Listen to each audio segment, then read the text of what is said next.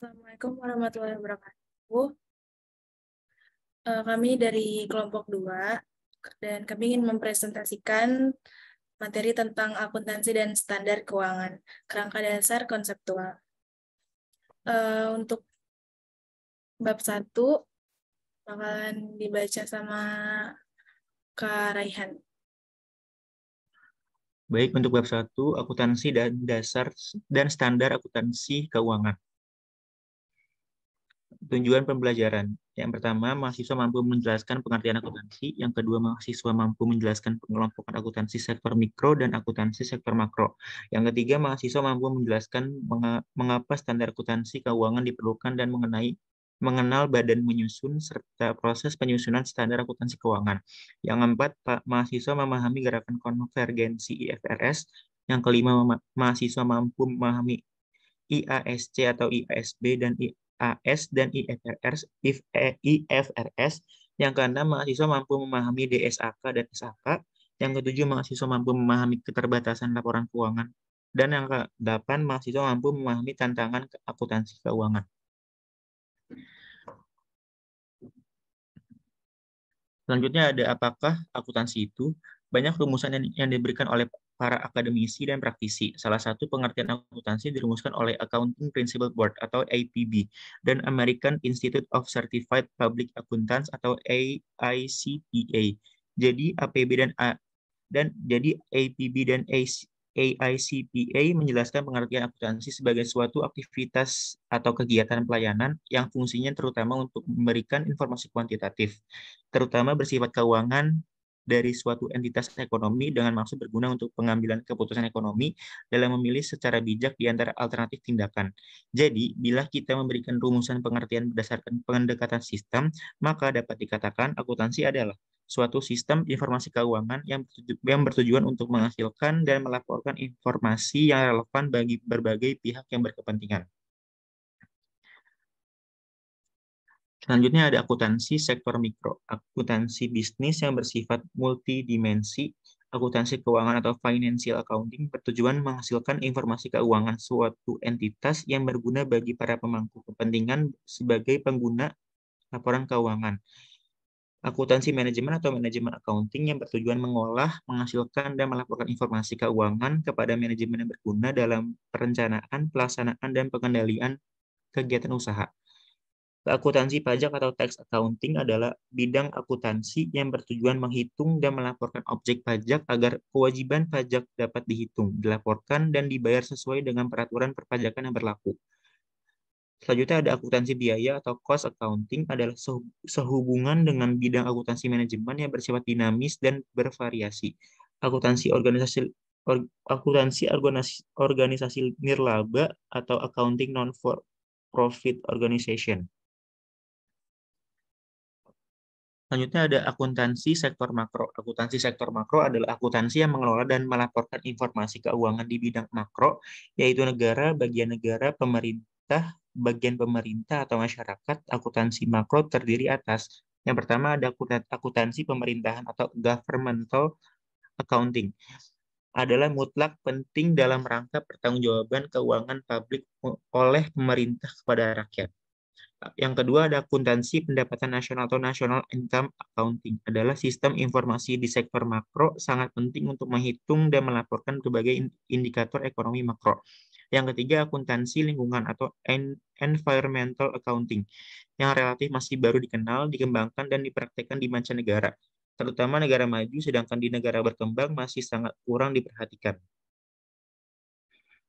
Selanjutnya ada mengapa standar akuntansi keuangan sangat diperlukan. Karena sumber acuan utama dalam menyusun laporan keuangan adalah standar akuntansi keuangan yang disusun oleh suatu badan yang kompeten dan independen. Di Indonesia berlaku SAK yang disusun dan diterbitkan oleh Dewan Standar Akuntansi atau DSAK, Ikatan Akuntan Indonesia. Terdapat prosedur proses penyusunan standar akuntansi kinerja. Selanjutnya ada apa sih IASC atau IASB dan IAS dan IFRS, International Accounting Standard Commit atau IASC, IASC bertujuan menghasilkan International Accounting Standards yang diharapkan dapat dijadikan pegangan dalam penyusunan laporan keuangan yang berskala global. Atas tuntutan dari para anggota, pada tahun 2000, IASC telah berubah menjadi International Accounting Standards Board.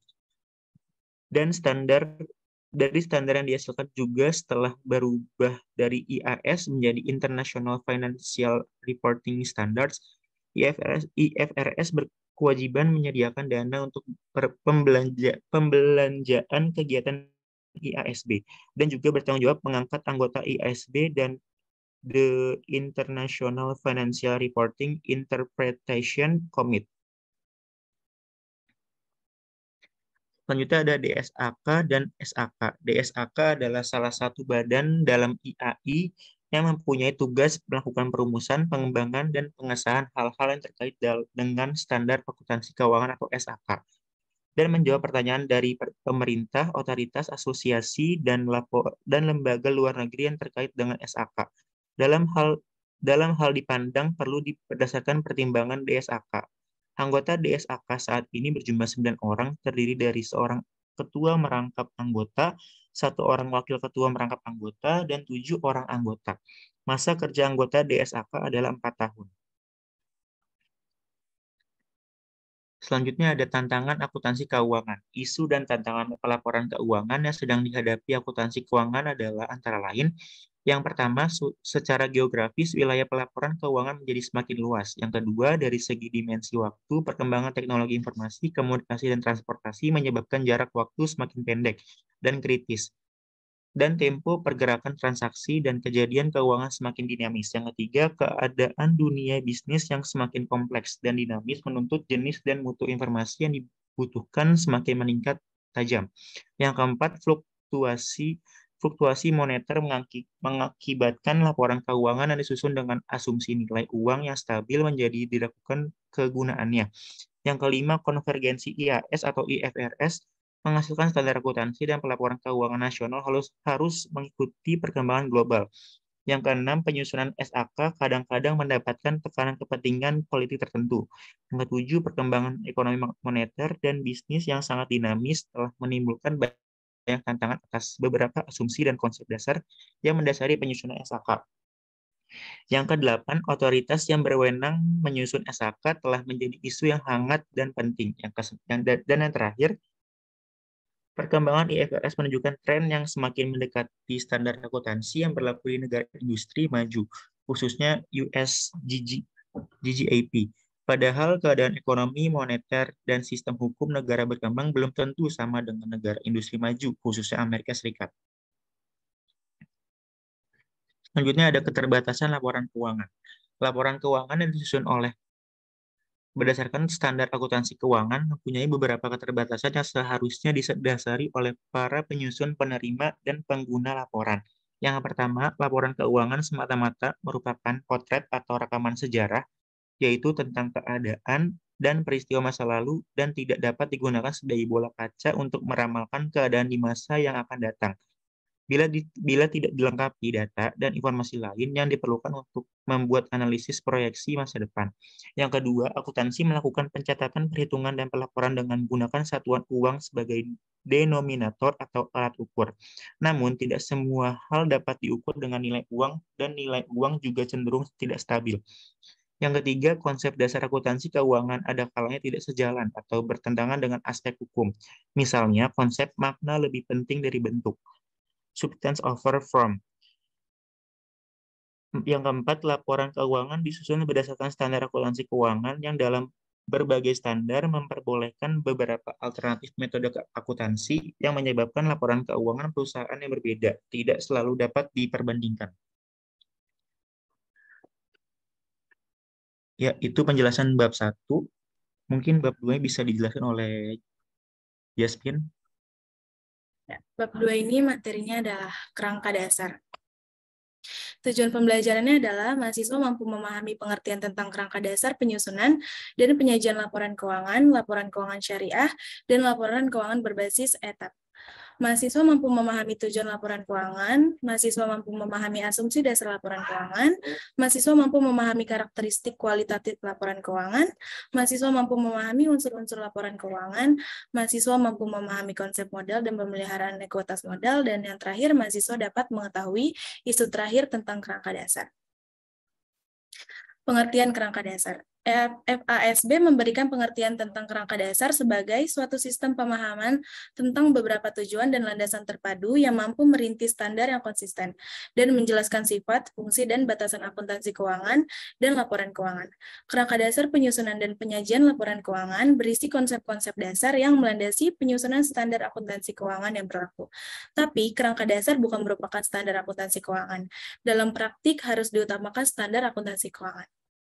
Selanjutnya ada tujuan laporan keuangan. Tujuan laporan keuangan adalah menyediakan informasi tentang posisi keuangan, kinerja serta perubahan posisi keuangan suatu perusahaan yang bermanfaat bagi sejumlah besar pemakai dalam pengambilan keputusan ekonomi.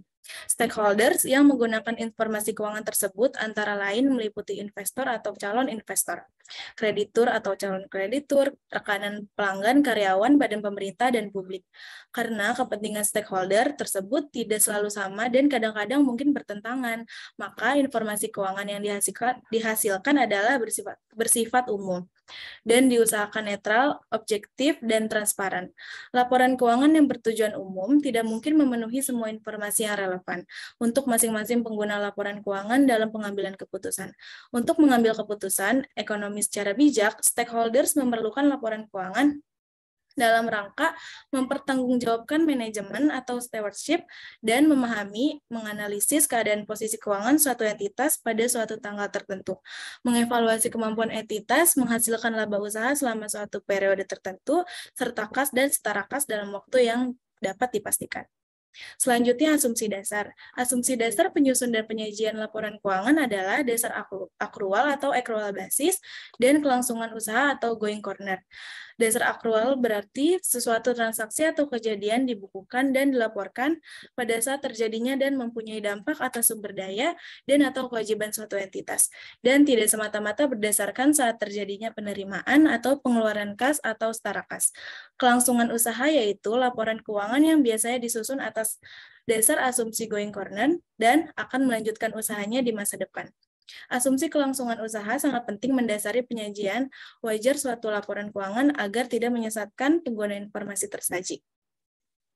Selanjutnya ada karakteristik kualitatif laporan keuangan. Laporan keuangan haruslah memenuhi karakteristik kualitatif tertentu agar dapat memberi informasi yang berguna bagi para pemakai.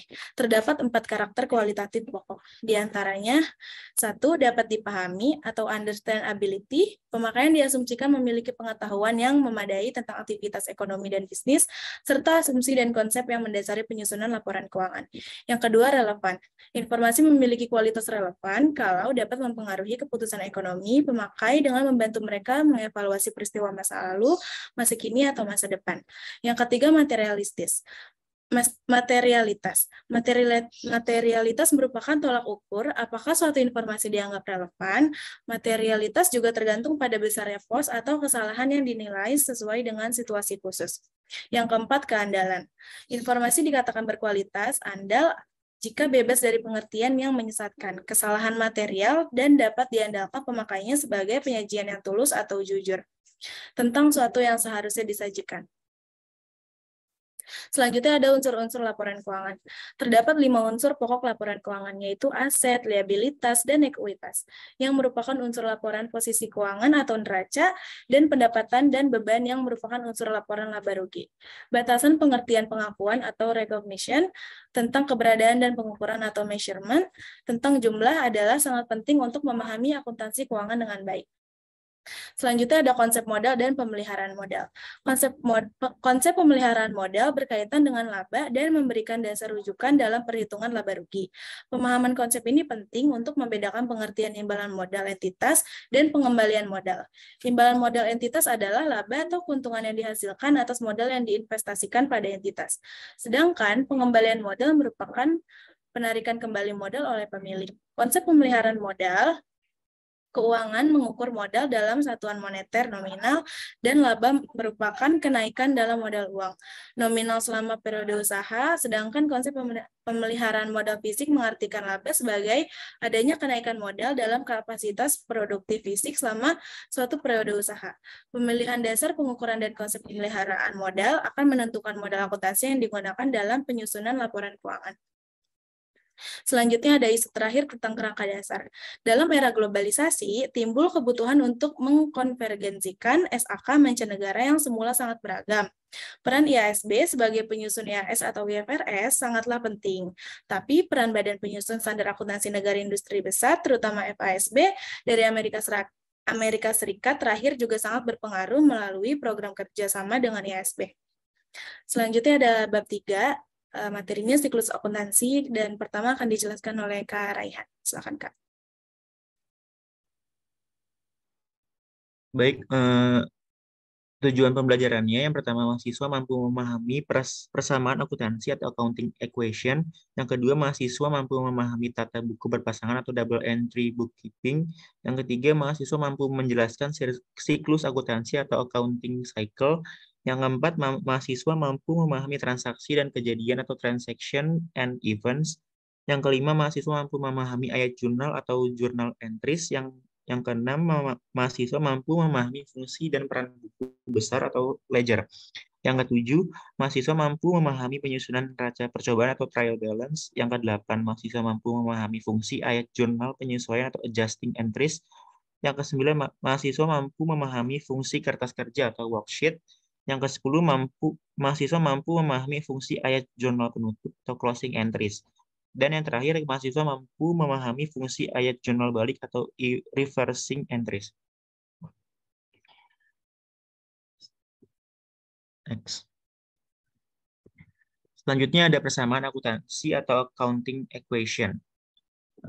Rumusnya adalah aset sama dengan liabilitas plus ekuitas. Persamaan dasar akuntansi di atas menjelaskan bahwa aset merupakan sumber daya yang dimiliki atau diinvestasikan entitas, sedangkan liabilitas dan ekuitas merupakan sumber pendanaan atas aset tersebut. Persamaan akuntansi 1. Aset sama dengan kewajiban plus ekuitas. Persamaan akuntansi keduanya, aset sama dengan kewajiban plus ekuitas plus pendapatan dikurang beban.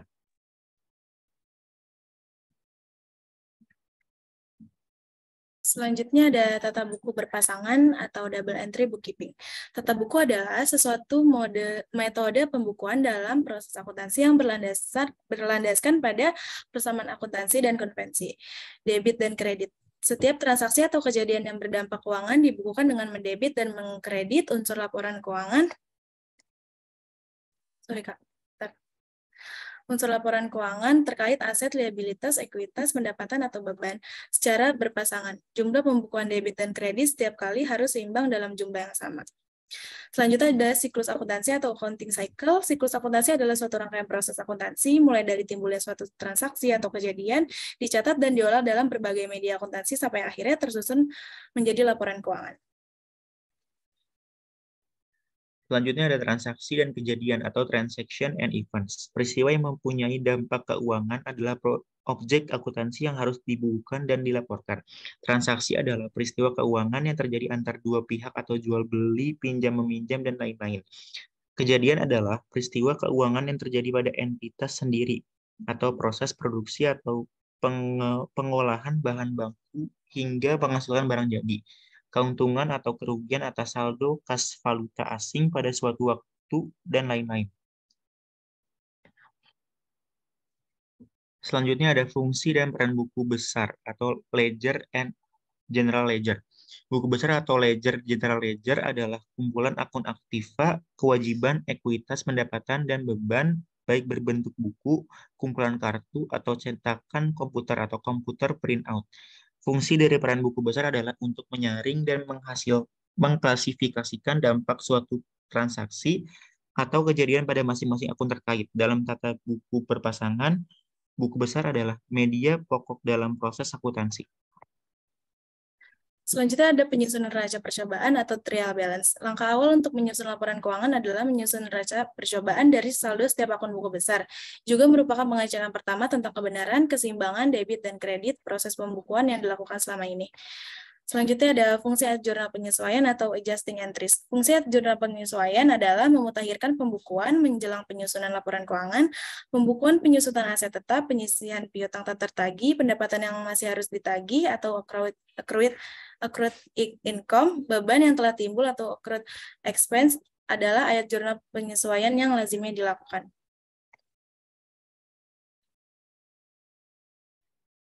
Selanjutnya ada fungsi kertas kerja atau worksheet. Fungsi kertas kerja atau worksheet memudahkan perhitungan dan penyusunan laporan keuangan.